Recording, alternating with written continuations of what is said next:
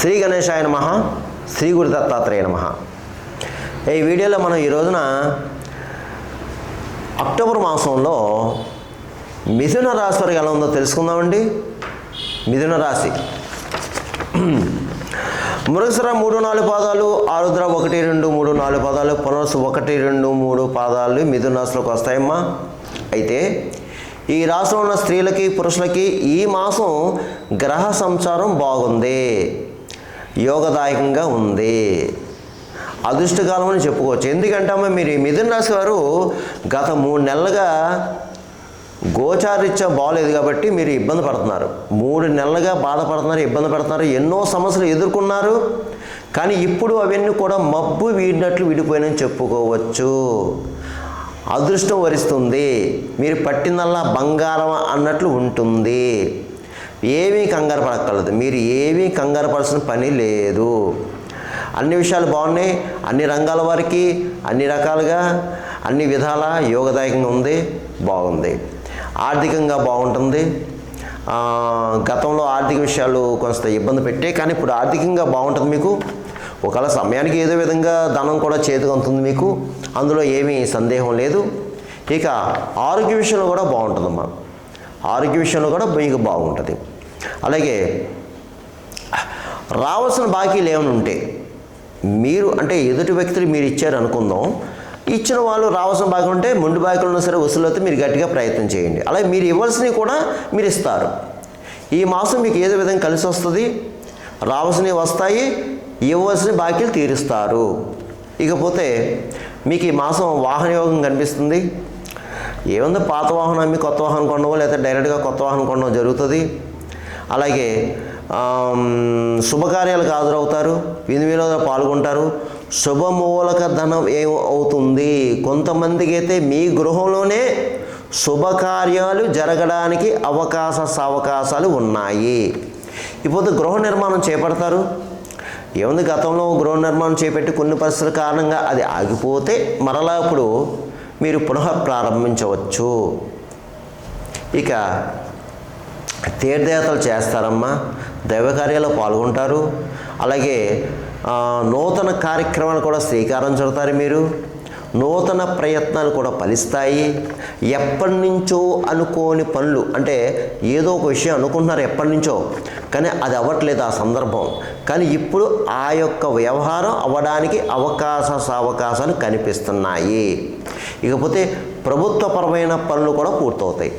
ప్రభుత్వ సంబంధించిన కార్యక్రమాలు ఏదైతే ఉన్నాయో అవి కూడా మీకు గట్టిగా ప్రయత్నం చేస్తే అవుతాయి. ఇకపోతే పాత మిత్రులను కలుసుకుంటారు, వారితో సంభాషణ చాలా ఆహ్లాదకరంగా ఉంటుంది. బంధుమిత్రుల యొక్క సహాయ సహకారాలు కూడా మీకు లభిస్తాయి. అలాగే మీకు కొత్త వాళ్ళు పరిచయం అయితే మాత్రం వాళ్ళతో జాగ్రత్త. కొత్త వాళ్ళు పరిచయం అవుతారు, వాళ్ళతో మీరు కాస్త జాగ్రత్తగానే ఉండాలి.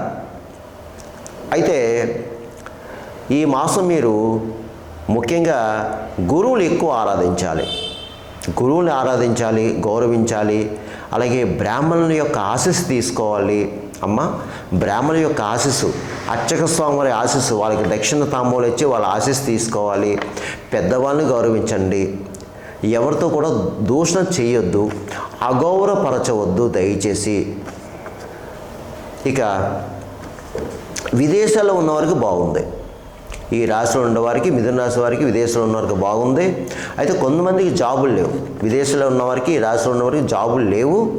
మీరు ప్రయత్నం చేసుకోండి, దొరకడానికి అవకాశాలు కనిపిస్తున్నాయి ఈ మాసంలో, కొంచెం గట్టిగా ప్రయత్నం చేసుకోండి.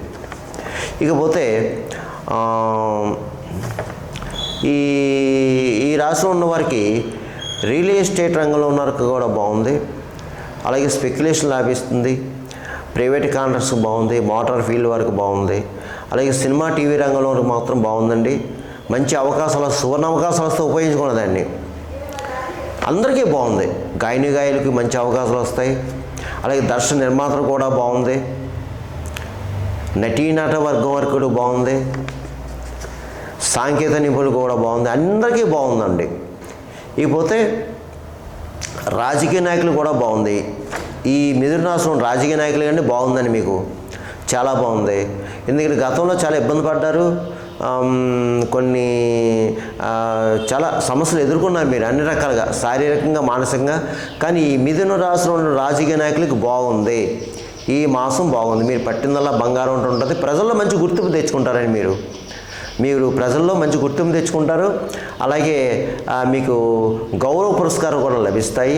చాలా బాగుందండి. ఇకపోతే అన్ని రకాల వ్యాపారస్తులకు బాగుంది, కొత్తగా వ్యాపారం పెట్టుకోవచ్చు. జాయింట్ వ్యాపారస్తు కూడా బాగుంది. అలాగే ప్రభుత్వ పరంగా ప్రైవేట్ పరంగా ఉన్న ఉద్యోగస్తులకు బాగుంది. మీకు ప్రమోషన్తో ఉన్న బదిలీలు రావడానికి అవకాశాలు కనిపిస్తున్నాయి. స్థల మార్పు కూడా కనిపిస్తుంది మీకు. ఇక చదువుకునే విద్యార్థులు కూడా బాగుందండి. చదువు చక్కగా చదువుతారు. ఇతర వ్యాపకాలు పెట్టుకోవద్దు, చదవండి. ఇకపోతే వివాహం కాని అమ్మాయిల అబ్బాయిలు కూడా మీకు కూడా బాగుందండి. వివాహం అమ్మాయిల అబ్బాయిలు కూడా ప్రయత్నం చేసుకోండి. ఇకపోతే ఈ నేను చెప్పి గోచార ఫలితాలు, ఈ మాస ఫలితాలు మీకు 40% మాత్రమే వర్తిస్తుంది. 40% మాత్రమే నేను చెప్పిన గోచార రాశి ఫలాలు వర్తిస్తుంది. మిగతా 60% మీ జన్మ జాతకం మీద ఆధారపడి ఉంటుంది. ఎందుకంటే చాలామంది నాకు కాల్ చేస్తున్నారు, గురువుగారు మీరు చెప్పినవి జరిగినాయి, కొంతమంది జరగలేదని కొంతమంది చెప్తున్నారు కాబట్టి చెప్తున్నానమ్మా. ఎందుకంటే మీ జన్మజాతకం చూసుకోవాలి. జన్మజాతకం, జన్మలగ్నం, లగ్నాతో ఉన్న గ్రహాల యొక్క పరిస్థితి, జరిగే దశ, అంతర్దశ, ఇవన్నీ మీకు లింక్ ఉంటాయి కాబట్టి అది కూడా చూసుకోవాలి. అంతేగాని మీరు చెప్పారండి మాకు జరుగుతా లేదండి, ఈ మాసం ఇలా ఉంది ఏంటండి, అలా ఉంది ఏంటండి, మళ్ళీ ఫోన్లు చేయడం, కామెంట్స్ పెట్టడం దయచేసి గమనించండి. మీ జన్మజాతకం కూడా ఒకసారి పరిశీలించుకోండి. ఇకపోతే ఈ అక్టోబర్ మాసంలో మిథున రాశిలో నేను చెప్పిన పరిహారాలు చేసుకుంటే ఈ మాసం అంతా మీకు యోగిస్తుంది. అది ఏమిటి అంటే, ఓంప్రదంగా ఈ అక్టోబర్ మాసంలో నవరాత్రులు కాబట్టి మీరు ప్రతిరోజు కూడా మీ దగ్గర ఉన్న దేవాలయంలో, అమ్మవారి దేవాలయాలు ఉంటే తప్పకుండా అమ్మవారి దేవాలయం దర్శించుకోండి, కుంకుమ పూజ చేయించుకోండి, అమ్మవారి యొక్క దుర్గా అష్టోత్తరం చదువుకోండి, అమ్మవారికి ప్రదక్షిణ చేయండి. అమ్మవారి గుళ్ళో హోమాలు జరుగుతాయి, నిత్యం నవరాత్రులు కూడా హోమాలు జరుగుతాయి. ఎక్కడైనా సరే ఎల్లమ్మ, పోచమ్మ, రేణుక, నోకాల తల్లి, పార్వతీదేవి, దుర్గాదేవి, రాజరాజేశ్వరి, మీనాక్షి, ఎవరన్నా సరేనమ్మా. ఈ నవరాత్రులు అమ్మ ఎవరైనా అమ్మే, ఎక్కడైనా అమ్మే, అమ్మలుగానే అమ్మ. కాబట్టి ఎక్కడైనా సరే, సిటీలో, టౌన్లో, విలేజ్లో, ఎక్కడైనా సరే అమ్మను దర్శించుకోండి, సేవించుకోండి, అమ్మవారి చక్కగా ప్రదర్శన చేసుకోండి, మీ సమస్య అమ్మవారితో చెప్పుకోండి. ఇకపోతే మీరు ఈ మాసం అంతా లక్ష్మీ గణపతి ఆరాధన చేసుకోవాలమ్మా. గణపతి యొక్క నామాలు చదువుకోవాలి. అలాగే గణపతి యొక్క సంకటహర గణపతి స్తోత్రం ఉంటుంది, అది చేసుకోండి. ప్రణమ్య శిరసాదేవం ఉంటుంది, అది చదువుకోండి. అలాగే వీలైతే ఒక రోజున లక్ష్మీ గణపతి హోమం చేయించుకోండి, బుధవారం రోజున, లేదంటే సంకటహర చవితి రోజున కానీ చేయించుకోండి. అలాగే గణపతికి మొక్కుకోండి. కొన్ని దేవాలయాల్లో గణపతికి ముడుపు కడతారు, ఎర్ర క్లాత్లో కొబ్బరికి ముడుపు కడతారు. మీ సమస్య ఏమైనా ఉంటే గణపతికి చెప్పుకుని ముడుపు కట్టండి, తప్పకుండా మీకు 41 రోజుల్లో ఆ యొక్క సమస్య తీరుతుంది. ఇక మీరు ఒక బుధవారం పెసలు, కిలోంపావు పెసలు పచ్చని వస్త్రంలో మూట కట్టి బ్రాహ్మణుడికి దానం చేయండి. అలాగే మీరు గోవుకి పచ్చగడ్డ వేయండి, పావురాలకు జొన్నలు వేయండి, పిచ్చుకలు ఉన్న ప్రదేశంలో ధాన్యం వేయండి. అలాగే కాకులకి తీపన్నం పెట్టండి, ఈ అన్నంలో కాస్త బెల్లం కలిపి పెట్టండి కాకులకి. ఇక భిక్షగాళ్ళు తారసపడితే ఎవరైనా ఒక బ్రెడ్, ఒక అరటిపండు లేదా భోజనం పెట్టండి అమ్మ, తప్పకుండా. ఇక కుక్క కనిపిస్తే కుక్కకి బిస్కెట్లు, బ్రెడ్ పెట్టండి. మీరు వీలైతే ఏదైనా పుణ్యక్షేత్ర దర్శనం చేసుకోండి, నదీ క్షేత్రం వెళ్ళి నదిలో స్నానం చేయండి, ఎప్పుడన్నా పర్వాలేదు. ఇంకా అలా వీలు కాని పక్షంలో శుభ్రంగా గంగాజలం తెచ్చుకొని ప్రతిరోజు గంగాజలం వేసుకుని స్నానం చేయండి. అందువలన ఏంటంటే ఈ మిథున రాశి వారు కంగారు పడాల్సిన పని అయితే లేదమ్మా. కంగారు పడకండి, ధైర్యంగా ఉండండి, మనోనిబ్బరంగా ఉండండి, మీ ఆత్మవిశ్వాసంతో ఉండండి.